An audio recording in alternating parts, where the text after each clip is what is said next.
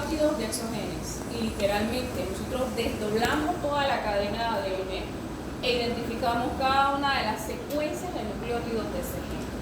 Uno de los métodos más utilizados hoy día, que es el que más utilizan literalmente en todos lados, ¿okay? Es el método de la reacción en cadena de la polimerasa.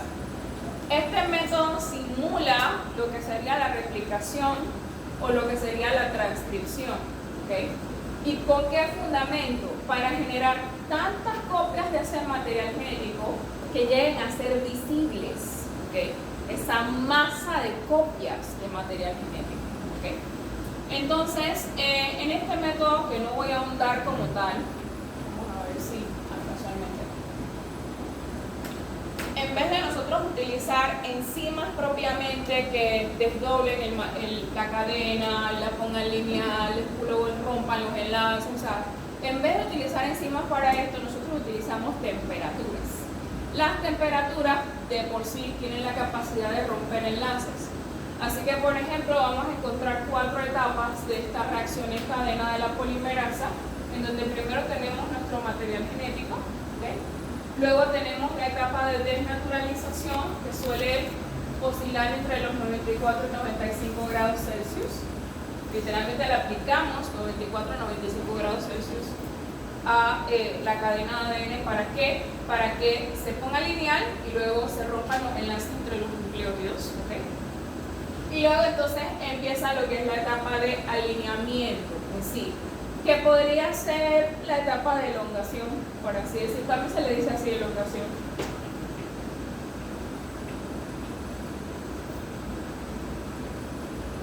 Bien. Y solo en esta etapa sí vamos a utilizar otros componentes de la célula. Por ejemplo, vamos a utilizar la ADN polimerasa.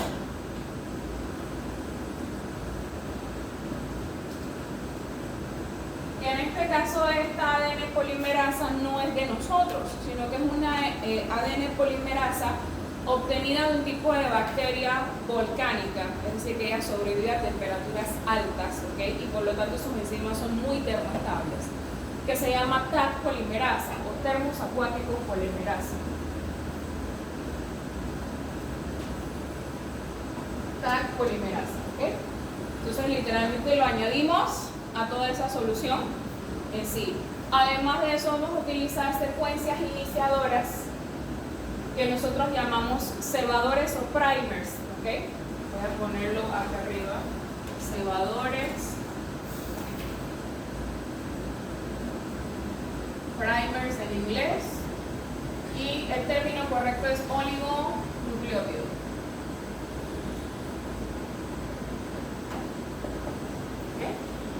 Los oligonucleótidos tienen entre 15 a 20 pares de bases, ¿okay? Para, como quien dice, saber exactamente dónde va a iniciar por complementariedad la copia de este material genético, ¿okay? Aquí en este punto las temperaturas pueden variar. Puedes colocar a 30 grados Celsius, puedes colocar a 56 grados Celsius, puedes colocar a 62 grados Celsius. Todo depende de la cantidad de pares de bases que tenga ese gen en sí. Y luego entonces está la siguiente etapa, en donde hay una polimerasa también que une todos esos nucleótidos que añadió anteriormente la Taq polimerasa aquí para formar la nueva cadena. Esta etapa también se le llama elongación, y esta etapa sí se hace 100% siempre a 72 grados Celsius. A 72 grados Celsius. Todo esto, los nucleótidos, ¿de dónde aparecen, profesora? Nosotros le añadimos los nucleótidos, literalmente. Nosotros los sintetizamos en laboratorio, al igual que los primers, y luego entonces los añadimos a la mezcla, ¿okay? Para que cuando este proceso se esté dando, la Taq polimerasa utilice los nucleótidos que nosotros estamos proporcionando y cree las nuevas cadenas o las nuevas copias de ADN, ¿okay? ¿Qué es lo que va a pasar entonces aquí? Va a suceder bien. De una sola cadena, si yo repito estos pasos por 1 hora y cada uno de ellos dura si acaso un segundo, ¿okay? Al final del proceso yo voy a tener muchas copias de ese pequeño segmento de ADN que yo quise amplificar, así se le dice a eso, ¿ok? Literalmente aquí está mi cadena inicial y yo generé primero 2 copias, luego 4 copias, luego 8 copias, ¿ok? Porque este proceso se repite hasta generar millones de copias. A nivel molecular, si yo veo esto, yo puedo ver un poco de fibras, un poco de líneas allí, pero cuando yo aglomero todo esto, yo puedo ver una masa de moléculas, una masa de ADN, ¿ok? Y con esto entonces yo puedo determinar, por ejemplo, cuántos pares de base tiene toda la secuencia. Voy entonces a ver algo como esto. Me va a dar mi cara, pero normal. Algo como esto. Yo puedo correr toda esa masa de copias a través de una gel de agarosa, ¿ok? Que es porosa. Y vamos a ver que si, por ejemplo, la masa es más pesada que otras, ella va a correr hasta cierta distancia de esa gel, en pocas palabras, ¿ok? Y yo voy a ver bandas moleculares, así se les llama esto, en donde pues identifico, por ejemplo, que si yo sé de antemano, como tal, que Plasmodium falciparum siempre se va a ubicar aquí. Si yo obtengo de una muestra una banda como esta, ya yo sé que eso es Plasmodium falciparum. O si aquí tengo, creo que este es Plasmodium vivax, ¿ok? Que es un tipo de parásito, por así decirlo, y yo sé que él siempre cae aquí. Cuando yo hago una muestra e identifico esta banda, yo sé que entonces la muestra tenía Plasmodium falciparum. Entonces lo que estoy haciendo con este tipo de pruebas es detectar la presencia o la ausencia del material genético de un organismo vivo. Puede ser de plantas, puede ser de animales, puede ser de todos los organismos vivos existentes, ¿ok? En sí. Esta casualmente es mi tesis, tal cual. Y esa es la gel de agarosa, eso que ven allá, ¿ok? Así de pequeña es y uno obtiene eso. Pero bueno, eso nada más era para mostrarles cómo se hace este método en particular, ¿ok? De todas formas, me gustaría que ustedes lo buscaran. Si tienen alguna duda sobre esta metodología, me pregunten, ¿ok? Pero lo buscan, porque la verdad es que explicar esto para ustedes tendrían que hacerlo y yo sé que aquí no hay equipo para eso.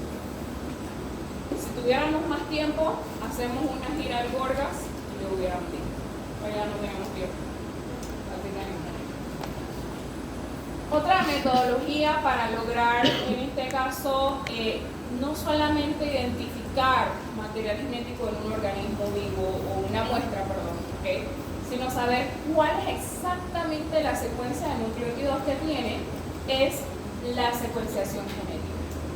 En la secuenciación genética yo hago algo muy parecido a la PCR o a la reacción en cadena de la polimerasa, que esos son sus siglas en inglés.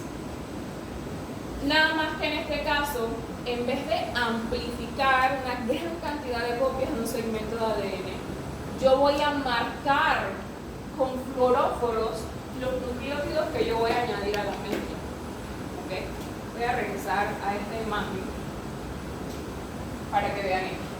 Esto se hace en un microtubo y literalmente en ese microtubo yo he hecho mi muestra extraída propiamente del material genético, he hecho la TAC polimerasa, he hecho los dinucleótidos, he hecho los cebadores, ¿ok? Y luego entonces esto lo coloco en una máquina para que entonces haga estas diferentes temperaturas y ellas como tal van a reaccionar por sí solas, ¿ok? Por el efecto de las temperaturas. Para entonces lograr generar esta gran cantidad de copias en 1 hora, 3 horas, la más larga que yo he hecho ha durado 6 horas. 6 horas ahí sentada viendo eso para ver si funciona. Pero bueno, usualmente es entre 1 a 3 horas.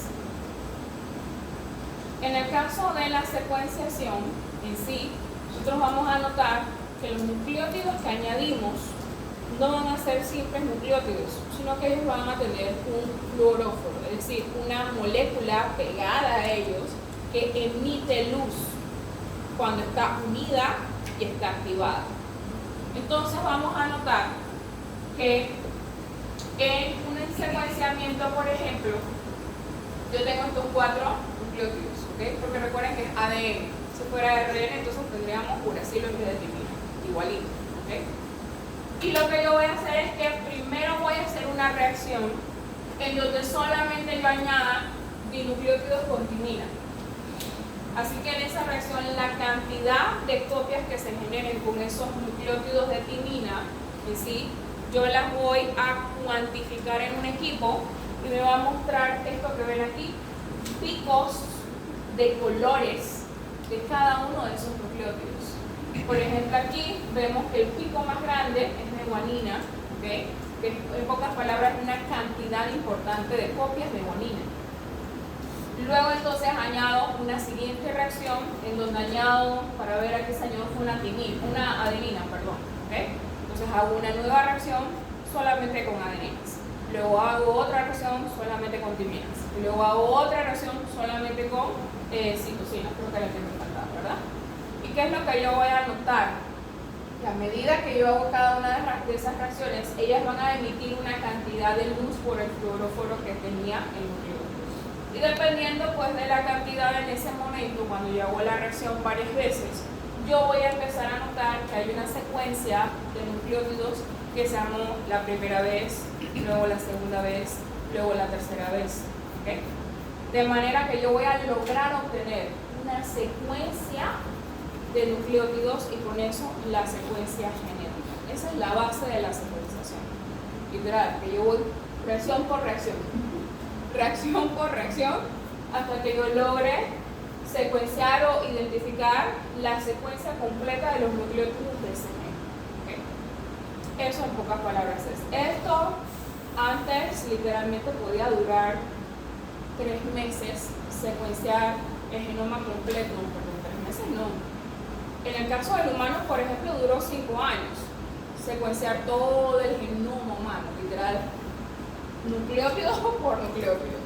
Por eso es que ustedes vieron ayer que en la diapositiva decía, creo que fue en el 2005, que se logró terminar la secuenciación del genoma humano. Literalmente eso duró desde el 2005. No, eso duró desde 1998 hasta el 2005. Yo tenía 7 años cuando eso empezó, me parece. Y bueno, esa fue una de las razones por las cuales yo me volví bióloga. Yo quería trabajar en el proyecto Genoma Humano, pero bueno, eso ya algo muy personal. Entonces, bueno, hoy día esta metodología dura 2 semanas, 3 meses máximo. Antes duraba 5 o 10 años. Ya no, porque la técnica se ha mejorado bastante y se ha vuelto mucho más eficiente. Ahora incluso hay variaciones de secuenciación genética. Hay incluso una que se llama Next Generation Sequencing, que es algo muy reciente, eso si acaso tiene 3-4 años, ¿okay? Pero es bastante caro, que te ayuda a saber el genoma completo de un individuo o el genoma completo de varios individuos en un solo ambiente. Literalmente sacar la secuencia genética completa de más de 20 personas, vamos a decirlo así, en un mismo ambiente, y lo sacas literalmente en un mes máximo. Entonces se ha vuelto bastante eficiente, gracias a Dios. La cuestión es que esto es caro y de ahí llevo mi respuesta de por qué yo no he secuenciado mi genoma. No, eso no va a pasar nunca. A menos que yo muera y bueno, utilice mis genes para el estudio. Ya yo no puedo participar en el proyecto Genoma Humano porque ya terminó. Ya yo no puedo ser muestra, ¿ok? Pero no. Hoy día pueden hacer eso, sí, ustedes pueden hacerlo y de hecho hay laboratorios en Panamá que lo hacen. Por ejemplo, el laboratorio Genetics. Ese laboratorio se dedica principalmente a secuenciar. Así que si en algún momento de la vida quieren hacer una prueba de paternidad o quieren saber, por ejemplo, esta asesoría genética asociada a la dieta para saber cuáles son las enfermedades a las que están ustedes más propensos, pueden hacer esto. Eso les ayuda bastante en consultorio. Entonces, esto es lo actual, conocer la secuencia de nucleótidos. Pero antes de esto, lo que nosotros hacíamos era esto. Esto, mis amores, se llama cariotipo. Si nosotros identificamos con el cariotipo la dotación completa cromosómica de una especie. Así es como nosotros identificamos que nosotros teníamos 23 pares de cromosomas y otras especies otra cantidad de pares de cromosomas. ¿Okay? En este aspecto nosotros lo que usualmente hacemos es que tomamos esta foto de los cromosomas en una célula y literalmente ordenamos esos cromosomas para ver cuáles son. Eso es en pocas, muy resumidamente lo que se hacía. Entonces vamos a identificar varios conceptos. El cariotipo propiamente no es una técnica, sino un concepto. Es la representación completa o dotación cromosómica completa de una especie. Yo no necesito aplicar una técnica como tal para esto, sencillamente saber que así como genoma es todos los genes que presenta un individuo, así el cariotipo es todos los cromosomas que presenta un individuo. ¿Okay? Y existe entonces, por otra parte, el término cariograma o mapa citogenético, ¿okay? Que usualmente lo toman como sinónimo de cariotipo, pero es que el cariotipo se hace con un cariograma, si no, no lo puedes hacer. Entonces, el cariograma como tal es, por así decirlo, la técnica, en donde pues en el cariograma se hace la representación visual del cariotipo de un individuo.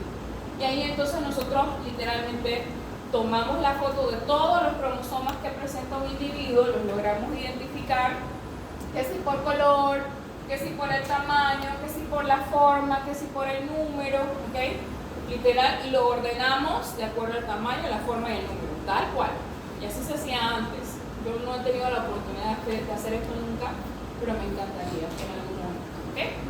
Ustedes se dirán, pero profesora, ¿cómo hacen eso? Bueno, se sabe que hay varios tipos de cromosomas gracias a estos estudios, ¿ok?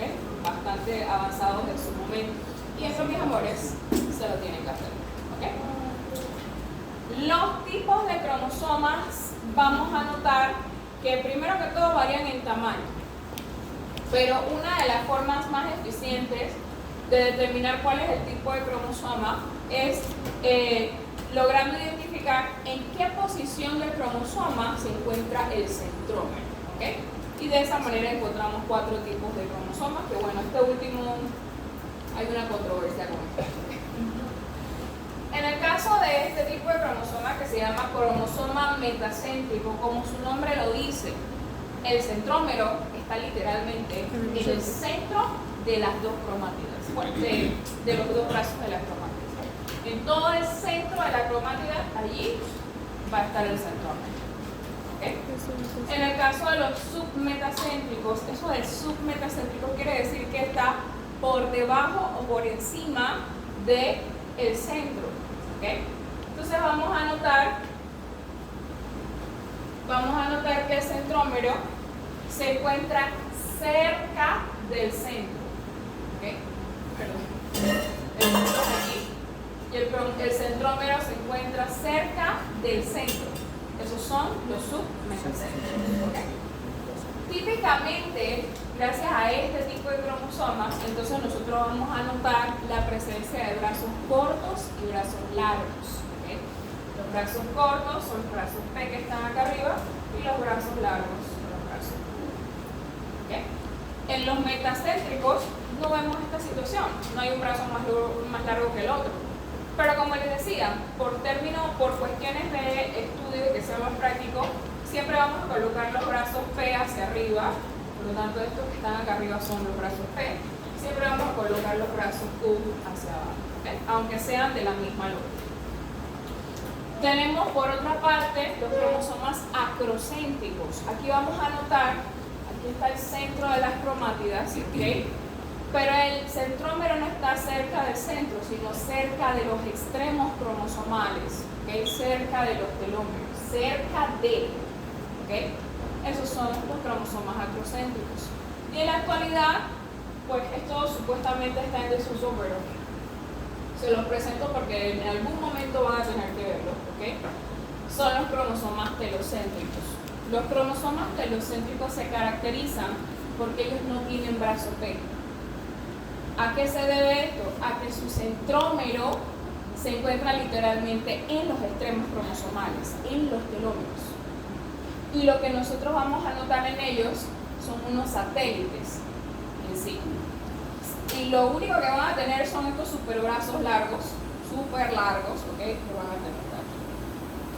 ¿Por qué esto se encuentra en controversia? Porque hay muchas personas que sustentan que realmente los cromosomas telocéntricos son cromosomas acrocéntricos con brazos P más cortos. ¿Okay? Pero hay otros que dicen que no. Entonces, bueno, pues, se los presento por si acaso. ¿Okay? En ese aspecto, ¿por qué hay más controversia con esto? Porque anteriormente se consideraba que el cromosoma Y era un cromosoma telocéntrico. Que recuerden que el cromosoma Y no tiene los brazos cortos, solo tiene los brazos largos. ¿Okay? Pero bueno, hoy día pues hay una controversia con esto y probablemente entre en desuso dentro de poco esta clasificación, esta última clasificación. Entonces, podemos hablar de la herencia, pero bien.